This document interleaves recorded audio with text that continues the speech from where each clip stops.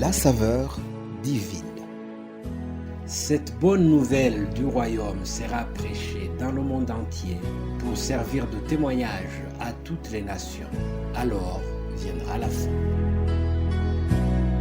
Préparation et présentation, Immaculée Milanesa.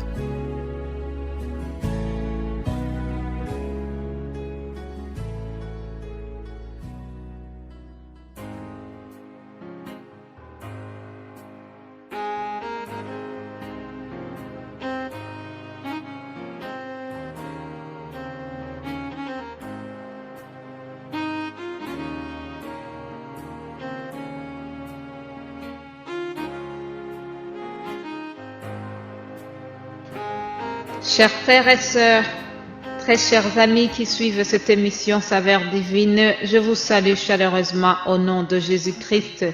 Dieu me fait grâce d'être en vie ce matin. C'est vraiment une grâce exceptionnelle et je le remercie. Je remercie Dieu aussi qui continue de nous donner la parole à partager avec son peuple. Comme vous le savez, cette semaine, nous sommes sur le thème de l'humilité et nous sommes en train de voir comment Jésus a été humble. Aujourd'hui, nous verrons comment Jésus a été humble dans ses paroles. Oui, Jésus parlait avec beaucoup d'humilité. Il ne se glorifiait pas lui-même, mais il voulait toujours la gloire de Dieu. Lisons Jean chapitre 4, 31 jusqu'à 34 et je lis au nom de Jésus-Christ. Pendant ce temps, les disciples le pressaient de manger, disant « Rabbi, mange !» Mais il leur dit « J'ai à manger une nourriture que vous ne connaissez pas. » Les disciples se disaient donc les uns aux autres « Quelqu'un lui aurait apporté à manger ?» Jésus leur dit, « Ma nourriture est de faire la volonté de celui qui m'a envoyé et d'accomplir son œuvre. » Alléluia.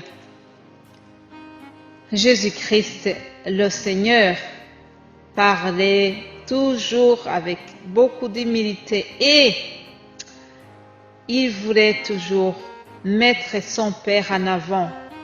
Oui, dans tout ce qu'il disait, il voulait souligner surtout que ça vient de son Père, que ce n'était pas de lui-même.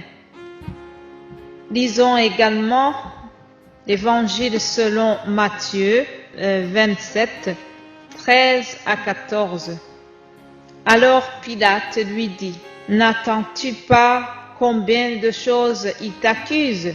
Et Jésus ne lui donna de réponse sur aucune parole, ce qui étonna beaucoup le gouverneur. Bien-aimé de Dieu, lorsqu'on est dans une situation de détresse, il arrive que l'on a tendance à beaucoup s'expliquer, que l'on a tendance à parler même de trop. Cependant, nous venons de voir que ce fut le contraire pour Jésus lorsqu'il était sur la croix et qu'on l'interrogeait, il n'a pas cherché à se défendre. Il n'a pas voulu démontrer qu'il était puissant alors qu'il avait la toute-puissance, mais il est resté simple, il est resté faible, il a montré la faiblesse, c'est lui qui avait toute la puissance en lui. Oui, jusqu'au moment où il était devant la mort. Jésus n'a pas voulu révéler sa puissance. Jésus n'a pas voulu révéler son identité. Et pourtant, il le pouvait. Oui, il a gardé cette humilité jusque lorsqu'il était mort. La nature a lui-même témoigné de sa puissance. Voilà, nous devons être comme Jésus. Lorsque nous lisons les évangiles, encore une fois, dans Matthieu, nous voyons que la nature et toute la terre ont été bouleversées lorsque Jésus était mort. Oui, même si il n'avait pas signalé qui il était, même s'il n'a pas voulu beaucoup dévoiler son identité et sa puissance. Tout a été démontré lors de sa mort. Encore une fois, nous voyons cela dans les évangiles. Lisons Matthieu 27, versets 50 à 54. Jésus poussa de nouveau un grand cri, rendit l'esprit. Et voici, le voile du temple se déchira en deux, depuis le haut jusqu'en bas. La terre trembla, les rochers se fendirent, les sépulcres s'ouvrirent, et plusieurs corps des saints qui étaient morts ressuscitèrent. Étant sortis des sépulcres, après la résurrection de Jésus, ils entrèrent dans la ville sainte et apparurent à un grand nombre de personnes.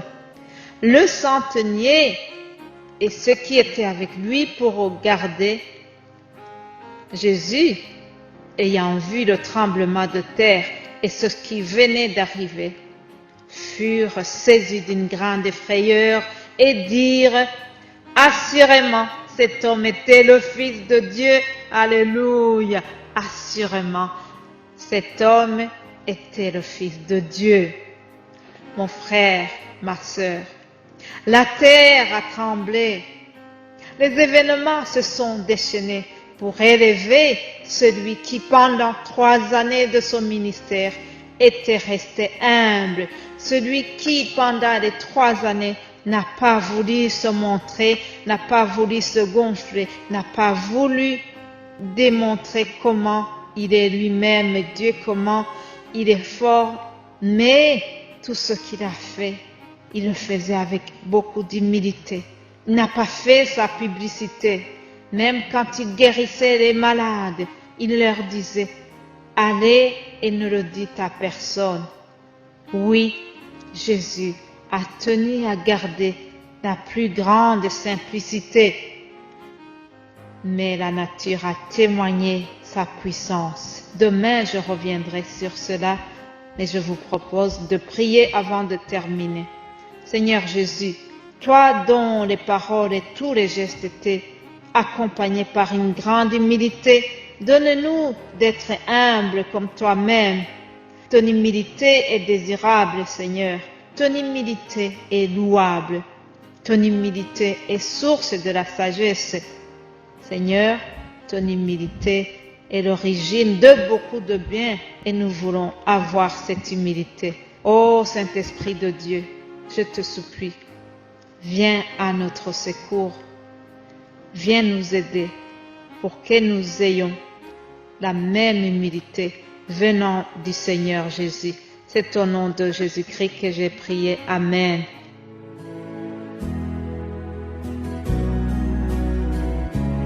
La saveur divine. Cette bonne nouvelle du royaume sera prêchée dans le monde entier pour servir de témoignage à toutes les nations. Alors viendra la fin. Préparation et présentation, Immaculée Milanesa.